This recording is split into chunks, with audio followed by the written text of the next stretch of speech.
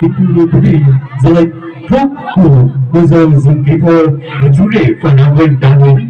Xin quý vị dành ít phút hướng mắt lên trung tâm sân khấu. Chương trình xin phép được bắt đầu.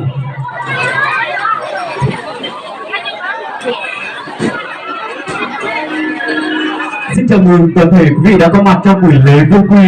Chúc mừng hạnh phúc cho cô dâu, ký thơ và chú rể A Vinh ngày hôm nay.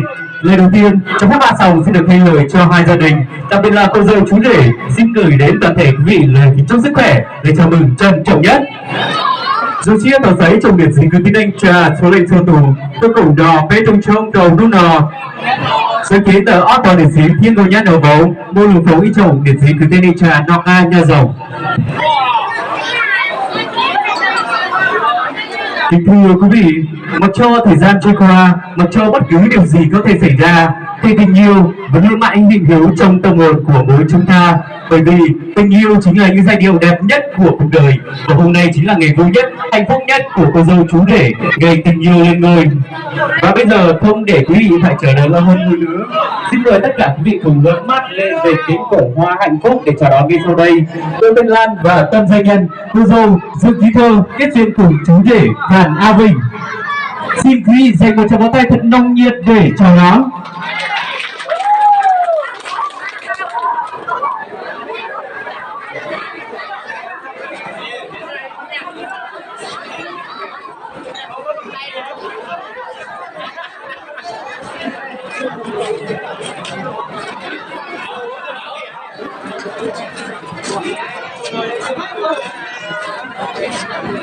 Và kính thưa toàn thể quý vị, đến lúc này cô dâu và chú rể của chúng ta họ đang tay trong tay cùng nhau sánh bước lên một vinh quang. Xin quý vị dành một tay thật lớn nữa để chào đón cô dâu chú rể của chúng ta ngày hôm nay. Vâng, kính thưa quý vị, tình ra ý nghĩa cuộc đời cùng là một nửa tuyệt vời chúng ta.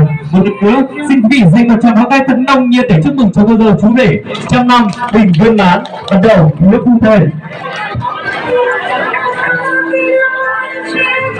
Vâng, và kính thưa toàn thể quý vị, hiện diện trên sân khấu lúc này đây là cô dâu chú rể của chúng ta.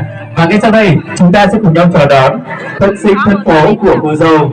Xin được trân trọng kính mời ông Dương Văn Trên và bà Hoàng Thị Du cùng trở về sân khấu để nắm bắt toàn thể hôn trường.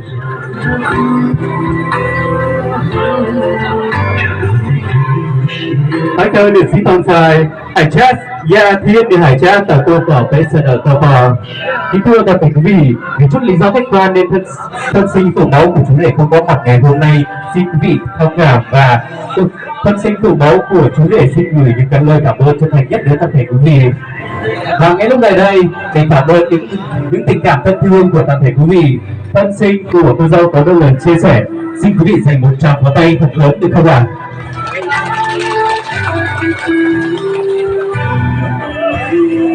Quý vị thân mến, ngày hôm nay là ngày vô quy của hai con chúng tôi. Đấy, gia đình xin có đôi lời gửi tới quý vị hết quý một sức khỏe dồi dào và hạnh phúc. Một lần nữa, có trong quá trình tiếp đón có gì sai sót mong quý vị hãy bỏ qua cho. Xin trân trọng cảm ơn. Vâng, xin được cảm ơn những lời phát biểu vừa rồi đại diện cho hai bên gia đình. Và kính thưa toàn thể quý vị, để có được giây phút trọng đại ngày hôm nay, cô dâu chú rể của chúng ta chắc chắn không bao giờ quên công ơn sinh tiền của thân sinh thân mẫu. Và thể hiện cho điều đó thì ngay bây giờ xin mời quý vị thân cô dâu chú rể cùng dâng lên các bậc tứ thân phụ mẫu những ly nước biết ơn và để bày tỏ lòng biết ơn sâu sắc nhất ngày hôm nay.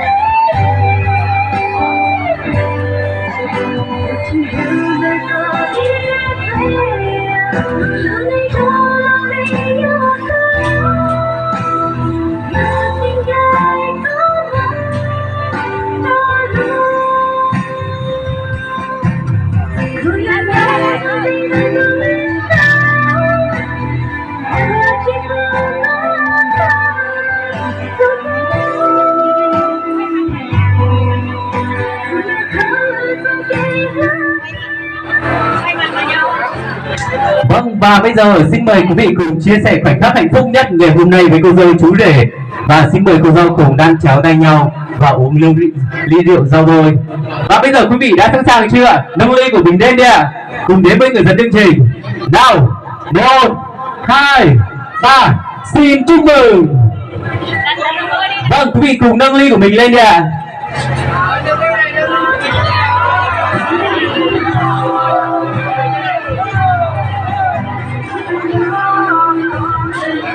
Vâng, xin được cảm ơn quý vị rất nhiều và xin thay lời gia đình chân thành cảm ơn quý vị đã chứng kiến, chia sẻ hạnh phúc cho cô dâu chú rể những giây phút vừa rồi.